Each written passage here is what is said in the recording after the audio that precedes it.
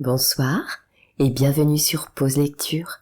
Ce soir, place à une œuvre envoûtante de Théophile Gautier, Omphale, une histoire où la fascination frôle le surnaturel. Prenez un moment rien que pour vous, détendez-vous et si cette lecture vous plaît, n'oubliez pas de vous abonner si ce n'est pas déjà fait et de partager autour de vous. C'est la plus belle façon de soutenir la chaîne. Je vous souhaite une très belle écoute. Mon oncle, le chevalier de la Toison d'Or, habitait une petite maison donnant d'un côté sur la triste rue des Tournelles et de l'autre sur le triste boulevard Saint-Antoine. Entre le boulevard et le corps du logis, quelques vieilles charmilles, dévorées d'insectes et de mousse, étiraient piteusement leurs bras décharnés au fond d'une espèce de cloaque encaissée par de noires et hautes murailles. Quelques pauvres fleurs étiolées penchaient languissamment la tête comme des jeunes filles poitrinaires, attendant qu'un rayon de soleil vînt sécher leurs feuilles à moitié pourries. Les herbes avaient fait irruption dans les allées qu'on avait peine à reconnaître, tant qu'il y avait longtemps que le râteau ne s'y était promené. Un ou deux poissons rouges flottaient plutôt qu'ils ne nageaient, dans un bassin couvert de lentilles d'eau et de plantes de marais. Mon oncle appelait cela son jardin. Dans le jardin de mon oncle, outre toutes les belles choses que nous venons de décrire, il y avait un pavillon passablement maussade, auquel, sans doute par antiphrase, il avait donné le nom de « délice ». Il était dans un état de dégradation complète. Les murs faisaient ventre, de larges plaques de crépi s'étaient détachées et gisaient à terre entre les orties et la folle avoine. Une moisissure putride verdissait les assises inférieures.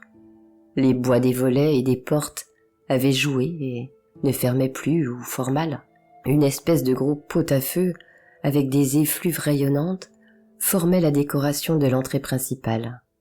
Car, au temps de Louis XV, temps de la construction des délices, il y avait toujours, par précaution, deux entrées. Des auves, des chicorées et des volutes surchargeaient la corniche toute démantelée par l'infiltration des eaux pluviales. Bref, c'était une fabrique assez lamentable à voir que les délices de mon oncle le chevalier de la Toison d'Or. Cette pauvre ruine d'hier, aussi délabrée que si elle eût eu 1000 ans, ruine de plâtre et non de pierre, toute ridée, toute gercée, couverte de lèpre, rongée de mousse et de salpêtre, avait l'air d'un de ces vieillards précoces usés par des sales débauches. Elle n'inspirait aucun respect, car il n'y a rien d'aussi laid et d'aussi misérable au monde qu'une vieille robe de gaze et un vieux mur de plâtre. Deux choses qui ne doivent pas durer et qui durent. C'était dans ce pavillon que mon oncle m'avait logé. L'intérieur n'en était pas moins rococo que l'extérieur, quoiqu'un peu mieux conservé. Le lit était de lampain jaune à grandes fleurs blanches. Une pendule de rocaille posait sur un pied-douche incrusté de nacre et d'ivoire. Une guirlande de roses pompons circulait coquettement autour d'une glace de Venise. Au-dessus des portes, les 4 saisons étaient peintes en camailleux. Une belle dame, poudrée à frimas, avec un corset bleu de ciel et une échelle de ruban de la même couleur, un arc dans la main droite, une perdrix dans la main gauche, un croissant sur le front, un lévrier à ses pieds, se prélassait et souriait le plus gracieusement du monde dans un large cadre ovale. C'était une des anciennes maîtresses de mon oncle qui l'avait fait peindre en Diane. L'ameublement, comme on voit, n'était pas des plus modernes. Rien n'empêchait que l'on ne se crût au temps de la Régence, et la tapisserie mythologique qui tendait les murs complétait l'illusion on ne peut mieux. La tapisserie représentait Hercule, filant au pied d'Omphale. Le dessin était tourmenté à la façon de Van Loo, et dans le style le plus pompadour qu'il soit possible d'imaginer. Hercule avait une quenouille entourée d'une faveur couleur de rose.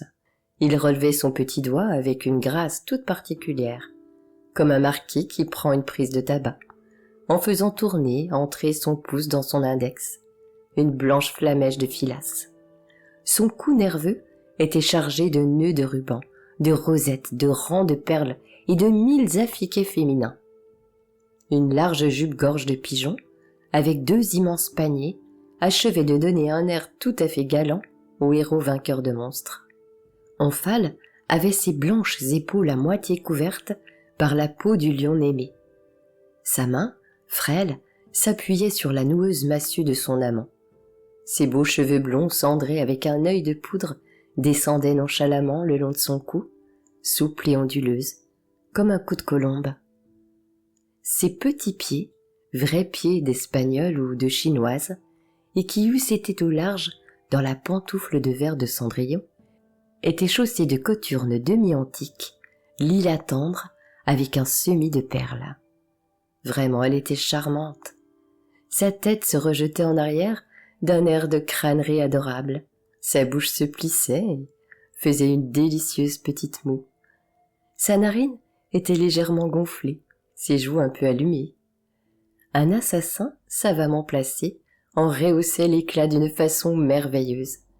Il ne lui manquait qu'une petite moustache pour faire un mousquetaire accompli. Il y avait encore bien d'autres personnages dans la tapisserie. La suivante obligeait, le petit amour de rigueur, mais ils n'ont pas laissé dans mon souvenir une silhouette assez distincte pour que je les puisse décrire.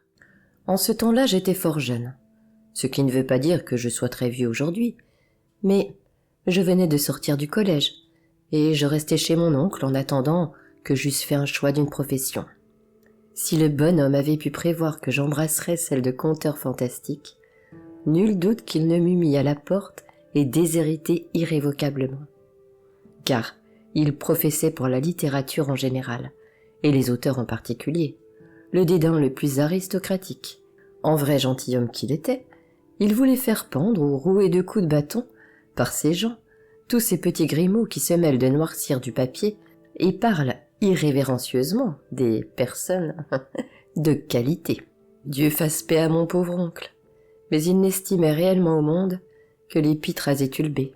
Donc, je venais de sortir du collège, j'étais plein de rêves et d'illusions, j'étais naïf autant et peut-être plus qu'une rosière de Salancy. Tout heureux de ne plus avoir de pensum à faire, je trouvais que tout était pour le mieux dans le meilleur des mondes possibles. Je croyais à une infinité de choses, je croyais à la bergère de Madame de Florian, aux moutons peignés et poudrés à blanc, je ne doutais pas un instant du troupeau de Madame des Oulières, je pensais qu'il y avait effectivement 9 muses, comme l'affirmait l'appendice de 10 et Héroïbus du père Jouvency. Mes souvenirs de Berquin et de Janser me créaient un petit monde où tout était rose, bleu de ciel et vert pomme. Oh, sainte innocence! Sancta simplicita, comme dit Méphistophélès. Quand je me trouvais dans cette belle chambre à moi tout seul, je ressentis une joie à nulle autre seconde. J'inventoriais soigneusement jusqu'au moindre meuble. Je furetais dans tous les coins, j'explorais dans tous les sens. J'étais au 4e ciel, heureux comme un roi, ou deux. Après le souper, car on soupait chez mon oncle, charmante coutume qui s'est perdue avec tant d'autres, non moins charmantes, que je regrette de tout ce que j'ai de cœur, j'ai pris mon bougeoir et je me retirai, tant j'étais impatient de jouir de ma nouvelle demeure. En me déshabillant, il me sembla que les yeux d'Omphale avaient remué. Je regardais plus attentivement, non sans un léger sentiment de frayeur, car la chambre était grande, et la faible pénombre lumineuse qui flottait autour de la bougie ne servait qu'à rendre les ténèbres plus visibles. Je crus voir qu'elle avait la tête tournée en sens inverse. La peur commençait à travailler sérieusement. Je soufflai la lumière, je me tournai du côté du mur, je mis mon drap par-dessus ma tête, je tirai mon bonnet jusqu'à mon menton, et je finis par m'endormir. Je fus plusieurs jours sans oser jeter les yeux sur la maudite tapisserie. Il ne serait peut-être pas inutile, pour rendre plus vraisemblable l'invraisemblable histoire que je vais raconter, d'apprendre à mes belles lectrices qu'à cette époque, j'étais en vérité un assez joli garçon. J'avais les yeux les plus beaux du monde. Je le dis parce qu'on me l'a dit. Un teint un peu plus frais que celui que j'ai maintenant, un vrai teint d'œillet, une chevelure brune et bouclée que j'ai encore, et 17 ans que je n'ai plus. Il ne me manquait qu'une jolie marraine pour faire un très passable chérubin. Malheureusement, la mienne avait 57 ans et 3 dents, ce qui était trop d'un côté et pas assez de l'autre. Un soir, pourtant, je m'aguerris au point de jeter un coup d'œil sur la belle maîtresse d'Hercule. Elle me regardait de l'air le plus triste et le plus langoureux du monde. Cette fois-là, j'enfonçai mon bonnet jusque sur mes épaules et je fourrai ma tête sous le traversin. Je fis cette nuit-là un rêve singulier, si toutefois c'était un rêve. J'entendis les anneaux des rideaux de mon lit glisser en criant sur l'étringle, comme si l'on eût tiré précipitamment les courtines. Je m'éveillai, du moins dans mon rêve, il me sembla que je m'éveillais. Mais je ne vis personne. La lune donnait sur les carreaux et projetait dans la chambre sa lueur bleue et blafarde. De grandes ombres, des formes bizarres, se dessinaient sur le plancher et sur les murailles. La pendule sonna un quart, la vibration fut longue à s'éteindre. On aurait dit un soupir. Les pulsations du balancier, qu'on entendait parfaitement, ressemblaient à s'y méprendre au cœur d'une personne émue. Je n'étais rien moins qu'à mon aise, et je ne savais trop que penser. Un furieux coup de vent fit battre les volets et ployer le vitrage de la fenêtre. Les boiseries craquèrent, la tapisserie ondula. Je me hasardai à regarder du côté d'Omphale, soupçonnant confusément qu'elle était pour quelque chose dans tout cela. Je ne m'étais pas trompé. La tapisserie s'agita violemment. Omphale se détacha du mur et sauta légèrement sur le parquet. Elle vint à mon lit en ayant soin de se tourner du côté de l'endroit. Je crois qu'il n'est pas nécessaire de raconter ma stupéfaction. Le vieux militaire le plus intrépide n'aurait pas été trop rassuré dans une pareille circonstance, et je n'étais ni vieux ni militaire. J'attendis en silence la fin de l'aventure. Une petite voix flûtée et perlée résonna doucement à mon oreille, avec ce grassaillement mignard affecté sous la Régence par les marquises et les gens du bon ton. « Est-ce que je te fais peur, mon enfant ? Il est vrai que tu n'es qu'un enfant. Mais cela n'est pas joli d'avoir peur des dames, surtout de celles qui sont jeunes et te veulent du bien. Cela n'est ni honnête ni français. Il faut te corriger de ces craintes-là. Allons, petit sauvage, quitte cette mine, ne te cache pas la tête sous les couvertures. Il y aura beaucoup à faire de ton éducation. Et tu n'es guère avancé, mon beau page. De mon temps, les chérubins étaient plus délibérés que tu ne l'es. Mais, dame, c'est que cela te semble étrange de me voir ici et non là, dit-elle en pinçant légèrement sa lèvre rouge avec ses dents blanches, et en étendant vers la muraille son doigt long et effilé. En effet, la chose n'est pas trop naturelle, mais quand je te l'expliquerai, tu ne la comprendrais guère mieux. Qu'il te suffise donc de savoir que tu ne cours aucun danger. Je crains que vous ne soyez le diable. Tranchons le mot, n'est-ce pas? C'est cela que tu voulais dire.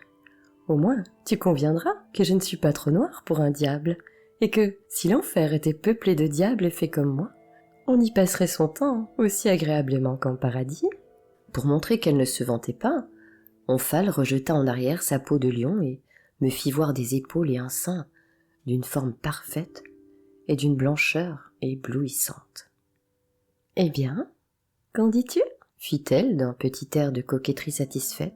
« Je dis que, quand vous seriez le diable en personne, je n'aurais plus peur, madame Omphale. »« Voilà qui est parlé. Mais ne m'appelez plus ni madame ni Omphale. Je ne veux pas être madame pour toi. Et je ne suis pas plus Omphale que je ne suis le diable. »« Qu'êtes-vous donc alors ? » ?»« Je suis la marquise de la Toison d'Or. » Quelque temps après mon mariage, le marquis fit exécuter cette tapisserie pour mon appartement, et m'y fit représenter sous le costume d'Omphale. Lui-même y figure, sous les traits d'Hercule. C'est une singulière idée qu'il a eue là, car, Dieu le sait, personne au monde ne ressemblait moins à Hercule que le pauvre marquis. Il y a bien longtemps que cette chambre n'a été habitée. Moi, qui aime naturellement la compagnie, je m'ennuyais à périr, et j'en avais la migraine. Être avec un mari, c'est être seul. Tu es venu, cela m'a réjoui. Cette chambre morte s'est ranimée. J'ai eu à m'occuper de quelqu'un. Je te regardais aller et venir. Je t'écoutais dormir et rêver. Je suivais tes lectures. Je te trouvais bonne grâce, un air avenant, quelque chose qui me plaisait. Je t'aimais enfin. Je tâchais de te le faire comprendre. Je poussais des soupirs. Tu les prenais pour ceux du vent. Je te faisais des signes. Je te lançais des œillades langoureuses. Je ne réussissais qu'à te causer des frayeurs horribles. En désespoir de cause, je me suis décidée à la démarche inconvenante que je fais et à te dire franchement ce que tu ne pouvais entendre à demi-mot. Maintenant que tu sais que je t'aime, j'espère que... La conversation en était là lorsqu'un bruit de clé se fit entendre dans la serrure. Omphale tressaillit et rougit jusque dans le blanc des yeux. « Adieu !» dit-elle. « À demain !» Et elle retourna à sa muraille à reculons, de peur sans doute de me laisser voir son envers. C'était Baptiste qui venait chercher mes habits pour les brosser. « Vous avez tort, monsieur, me dit-il, de dormir les rideaux ouverts. Vous pourriez vous enrhumer du cerveau, cette chambre est si froide. » En effet, les rideaux étaient ouverts, moi qui croyais n'avoir fait qu'un rêve, je fus très étonnée, car j'étais sûre qu'on les avait fermés le soir. Aussitôt que Baptiste fut parti, je courus à la tapisserie. Je la palpais dans tous les sens. C'était bien une vraie tapisserie de laine, raboteuse au toucher comme toutes les tapisseries possibles. Omphale ressemblait au charmant fantôme de la nuit, comme un mort ressemble à un vivant. Je relevai le pan, le mur était plein. Il n'y avait ni panneau masqué, ni porte dérobée. Je fis seulement cette remarque que plusieurs fils étaient rompus dans le morceau de terrain où portaient les pieds d'Omphale. Cela me donna à penser. Je fus toute la journée d'une distraction sans pareille. J'attendais le soir avec inquiétude et impatience, tout ensemble. Je me retirai de bonne heure, décidé à voir comment tout cela se finirait. Je me couchai. La marquise ne se fit pas attendre. Elle sauta à bas du trumeau et vint tomber droit à mon lit. Elle s'assit à mon chevet, et la conversation commença. Comme la veille, je lui fis des questions, je lui demandai des explications. Elle éludait les unes, répondait aux autres d'une manière évasive. Mais avec tant d'esprit qu'au bout d'une heure, je n'avais pas la moindre scrupule sur ma liaison avec elle. Tout en parlant, elle passait ses doigts dans mes cheveux, me donnait des petits coups sur la joue et de légers baisers sur le front. Elle babillait d'une manière moqueuse et mignarde, dans un style à la fois élégant et familier, et tout à fait grande dame, que je n'ai jamais retrouvé depuis dans personne. Elle était assise d'abord sur la bergère à côté du lit. Bientôt, elle passa un de ses bras autour de mon cou. Je sentais son cœur battre, avec force contre moi. C'était bien une belle et charmante femme réelle, une véritable marquise, qui se trouvait à côté de moi. Pauvre écolier de 17 ans. Il y avait de quoi en perdre la tête, aussi je la perdis. Je ne savais pas trop ce qui allait se passer, mais je pressentais vaguement que cela ne pouvait plaire au marquis. Et monsieur le marquis, que va-t-il dire là-bas sur son mur? La peau du lion était tombée à terre, et les coutures lilas tendres, glacées d'argent, gisaient à côté de mes pantoufles. « Il ne dira rien !» reprit la marquise en riant de tout son cœur. « Est-ce qu'il voit quelque chose? D'ailleurs, quand il verrait, c'est le mari le plus philosophe et le plus inoffensif du monde. Il est habitué à cela. M'aimes-tu, enfant? » « Oui, beaucoup, beaucoup. » Le jour vint, ma maîtresse s'esquiva. La journée me parut d'une longueur effroyable. Le soir arriva enfin. Les choses se passèrent comme la veille. Et la seconde nuit n'eut rien à envier à la première. La marquise était de plus en plus adorable. Ce manège se répéta pendant assez longtemps encore. Comme je ne dormais pas la nuit, j'avais tout le jour une espèce de somnolence qui ne parut pas de bon augure à mon oncle. Il se douta de quelque chose. Il écouta probablement à la porte et entendit tout, car un beau matin, il entra dans ma chambre si brusquement qu'Antoinette eut à peine le temps de remonter à sa place. Il était suivi d'un ouvrier tapissier avec des tenailles et une échelle. Il me regarda d'un air rogue et sévère qui me fit voir qu'il savait tout. Cette marquise de la Toison d'Or est vraiment folle. Où diable avait-elle la tête de s'éprendre d'un morveux de cette espèce? Fit mon oncle entre ses dents. Elle avait pourtant promis d'être sage. Jean, décrochez cette tapisserie. Roulez-la et portez-la au grenier. Chaque mot de mon oncle était un coup de poignard. Jean roula mon amant Omphale, ou la marquise Antoinette de la Toison d'Or, avec Hercule, ou le marquis de la Toison d'Or, et porta le tout au grenier. Je ne pus retenir mes larmes. Le lendemain, mon oncle me renvoya par la diligence chez mes respectables parents, auxquels, comme on pense bien, je ne soufflai pas mot de mon aventure. Mon oncle mourut On vendit sa maison et les meubles. La tapisserie fut probablement vendue avec le reste.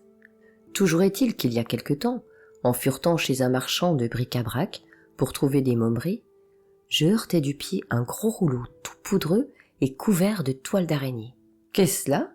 dis-je à l'Auvergnat. « C'est une tapisserie rococo qui représente les amours de Madame Onfal et de Monsieur Hercule. C'est du Beauvais tout en soie et joliment conservé. Achetez-moi donc cela pour votre cabinet. Je ne vous le vendrai pas cher parce que c'est vous. » Au nom d'Onfal, tout mon sang reflua sur mon cœur. « Déroulez cette tapisserie !» fis-je au marchand d'un ton bref et entrecoupé comme si j'avais la fièvre. C'était bien elle. Il me sembla que sa bouche me fit un gracieux sourire et que son œil s'alluma en rencontra le mien. « Combien en voulez-vous ?